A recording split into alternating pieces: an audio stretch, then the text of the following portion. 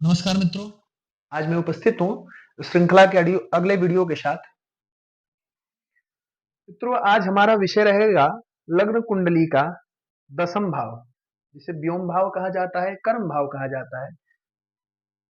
मित्रों, ये विषय अत्यंत ही महत्वपूर्ण है। जीवन में कर्म का स्थान और कर्म की वरीयता, श्रेष्ठता हमारे सभी ग्रंथों में, सभी धर्मों के ग्रंथों में भी इसकी महत्ता अविवादित रूप से स्वीकार्य है। हमारे धर्म ग्रंथ में, जैसे गीता में भगवान श्री कृष्ण ने कहा है कि कर्मण्येवाधिकारस्ते मा फलेषु कदाचन। हमारे धर्म ग्रंथ रामचरितमानस में भी आया है कि कर्म प्रधान विश्व रचि राखा, इत्यादि इत्यादि सुक्तियों से, श्लोकों से, दोहों से ये पुष्ट होता है कि कर्म की महत्ता सर्वोपरि है। तो आइए हम समझें कि दसवां भाव, जैसे कि ये केंद्र भी है, लग्न का दसम भाव केंद्र भी है, और ये व्योम भाव है, व्योम भाव या कर्म भाव। तो इस विषय से इस भाव से किन किन विषयों पे अध्ययन किया जाता है, किन किन विषयों की जानकारी मिलती है, इसके लिए एक आर्ष श्लोक है, ऋषियों का मत है, ऋषियों का एक श्लोक है कि राज्यम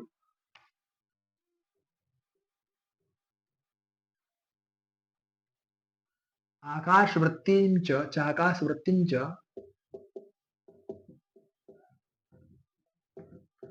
मानम चैव पितुस्तथा,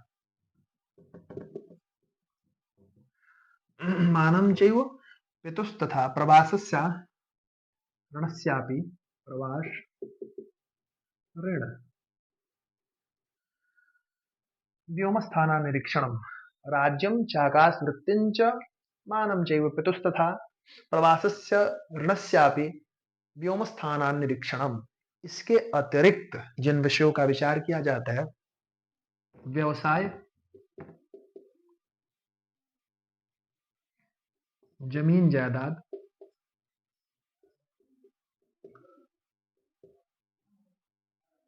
जमीन जायदाद, परीक्षा, परीक्षा में सफलता या असफलता का ज्ञान, सफलता या असफलता, नेतृत्व की शक्ति, नेतृत्व की शक्ति। इसके अतिरिक्त इन विषयों पर भी विचार किया जाता है, जैसे व्यवसाय है, किस क्षेत्र में हम व्यवसाय करें कि उत्तम फल की प्राप्ति करें, या हमारा भविष्य किस क्षेत्र में है, किस क्षेत्र में जाए ताकि हम मनोवांछित फल की प्राप्ति करें, अभिष्ट फल की प्राप्ति करें। जमीन जायदाद इत्यादि की व्यवस्था इस दसवें स्थान से देखी जाती है। परीक्षा हम दे रहे हैं, किसी भी विषय का परीक्षा दे रहे हैं, तो उसमें हमारा परिणाम जुझारू रूप से होगा या निर्विवादित रूप से थोड़े ही प्रयास में सफलता प्राप्त होगी, या सफलता प्राप्त होने में दिक्कत होगी। ये अगर भाव कारक की स्थिति ठीक नहीं है तो ऐसी स्थितियां उत्पन्न होती है। तो इसमें ये देखा जाता है कि ये भाव इन सभी विषयों की प्राप्ति में, इन सभी टॉपिक्स में जो भी प्राप्त हो रहे हैं, उसके लिए देखा जाता है कि ये भाव कहीं सुप्त तो नहीं है, इसका मजबूत होना, उच्च होना, इसके ऊपर दृष्टि होना, इनकी दृष्टि शुभ स्थान पे होना, ये महत्वपूर्ण है। तो देखा, सबसे मुख्य चीज है कि ये सुप्त तो नहीं है, जागृतावस्था तो है ना, ये देखा जाता है। तो सुप्तावस्था कैसे देखा जाता है? अगर इस भाव में कोई ग्रह ना हो, इस भाव में कोई भी ग्रह ना हो और किसी भी ग्रह की दृष्टि भी इस भाव पे नहीं ना हो, तो ये भाव सुप्त माना जाता है। इन सभी स्थानों से दिक्कतें उत्पन्न होती है।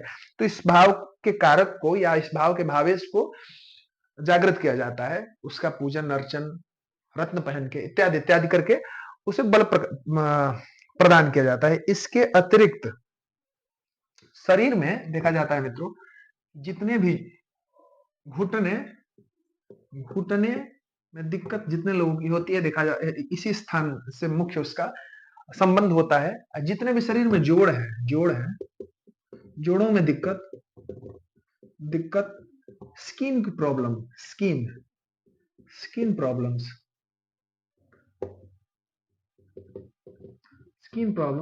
बाल झड़ने की समस्या,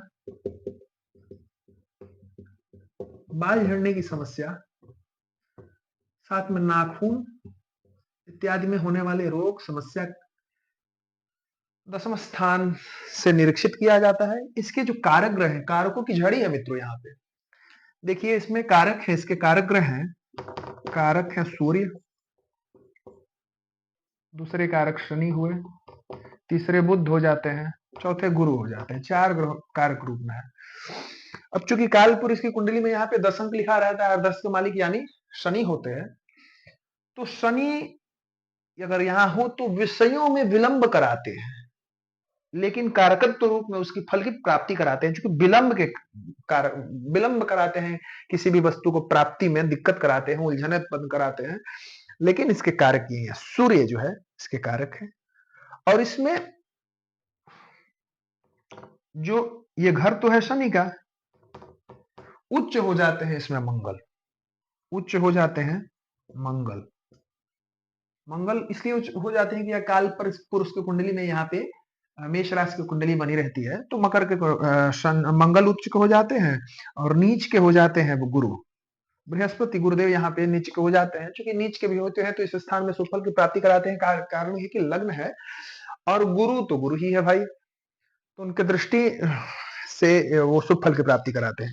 और सेकंड थिंग देखा जाए, मंगल इसमें शुभ, अत्यंत शुभ फल की प्राप्ति कराता है। कारण यह है कि केवल मंगल ही ऐसा ग्रह है मित्रों कि उसकी चौथी दृष्टि है, और चौथी दृष्टि से ये मंगल डायरेक्ट लग्न को देखता है। तो जो भी ग्रह लग्न को देखता हो, लग्नेश को देखता हो, तो अपने भावानुसार, अपने गुणसूत्रानुसार वैसे फल की प्राप्ति कराता है। तो मंगल अगर स्थान पे हो तो वो व्यक्ति नेतृत्व करने वाला होता है किसी भी से, जैसे कि सेना में भी नेतृत्व का काम है तो सेना में भी होता है। मंगल विशेषकर इसमें हो तो लोग सेना में जाते हैं, लेकिन भाव भावेश कारक की स्थिति देखनी चाहिए, कहीं उच्च का तो उच्च का रहना चाहिए, और साथ में उसकी दृष्टि भी शुभ स्थान पे होनी चाहिए, उस पे शुभ ग्रहों की दृष्टि होनी चाहिए। इसके बाद मंगल की स्थिति उत्पन्न हो गई। और इसके साथ एक और भी विषय है मित्रों, बहुत से लोग पूछते हैं कि मेरी कुंडली में आजीविका का क्षेत्र कौन सा होगा, मुझे किस क्षेत्र में तैयारी करनी चाहिए, या आप मुझे क्षेत्र बता दीजिए ताकि उस क्षेत्र में तैयारी करके हम शुभ फल की प्राप्ति कराएं। तो उसके लिए कुछ नियम है, ज्योतिष के कुछ नियम है। सब 1 से लेके 12 पर्यंत कोई भी राशि यहाँ पे अंक यहाँ पे लिखा रहता है, क्योंकि 1 से लेकर 12 तक ही भचक्र है, भचक्र की राशियां है। उन चारों उन राशि 12 राशियों को 4 भागों में विभक्त किया गया है, और जो विभक्त की हुई जो श्रेणियां होती है उसका जो मूल स्वभाव होता है, उस मूल स्वभाव के अनुसार व्यक्ति कार्य करता है, उस क्षेत्र में सफलता प्राप्त करता है। तो आइए समझे।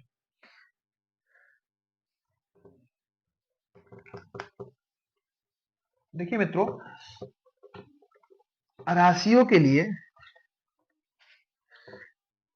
4 प्रकार की श्रेणियां है। उसमें ऊर्जा तत्व है, पृथ्वी तत्व है, वायु तत्व है और जल तत्व है। इसमें ऊर्जा तत्व है, ऊर्जा तत्व की राशियां होती है, पृथ्वी तत्व की राशियां होती है,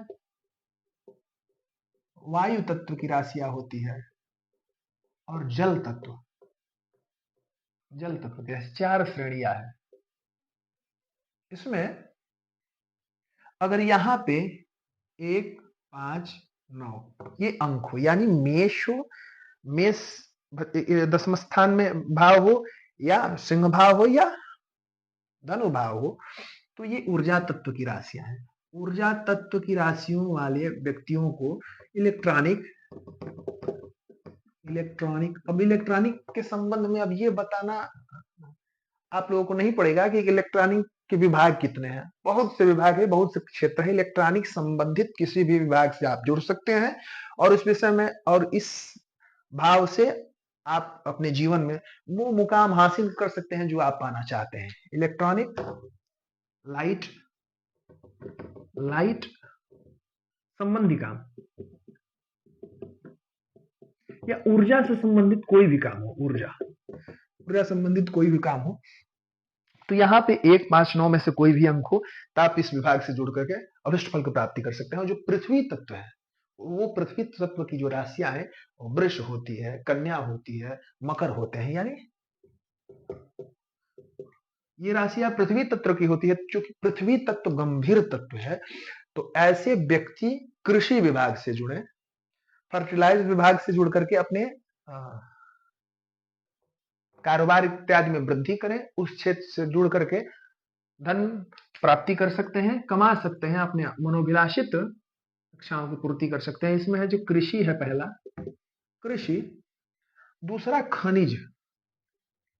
खनिज पृथ्वी के गर्भ से उत्पन्न होने वाली जितने भी खनिज है, तत्व है, उन सभी से संबंधित कोई भी कारोबार करके व्यक्ति अपना कारोबार चुन सकता है।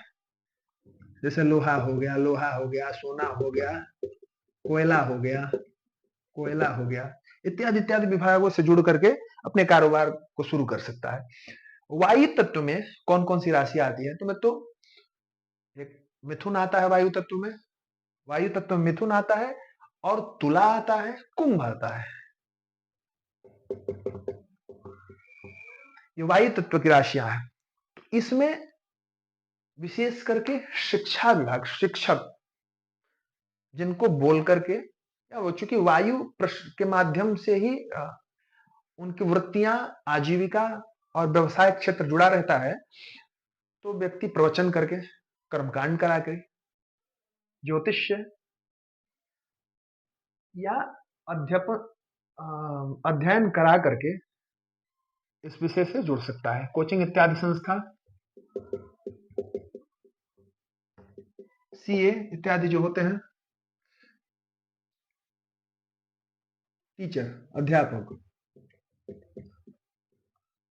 अपनी आजीविका का चयन कर सकते हैं। अगर 3 7 11 यहाँ हो, तो इस 7 में भाव भावेश कारक की स्थिति मजबूत होनी चाहिए, या उस स्थिति को मजबूत करने का आप अवश्य कर लें, ताकि इस विषयों में दिक्कत आपको उत्पन्न ना हो। इसके बाद जल तत्व है, जल तत्व में कर्क हो गया, वृश्चिक हो गया और मीन हो गया।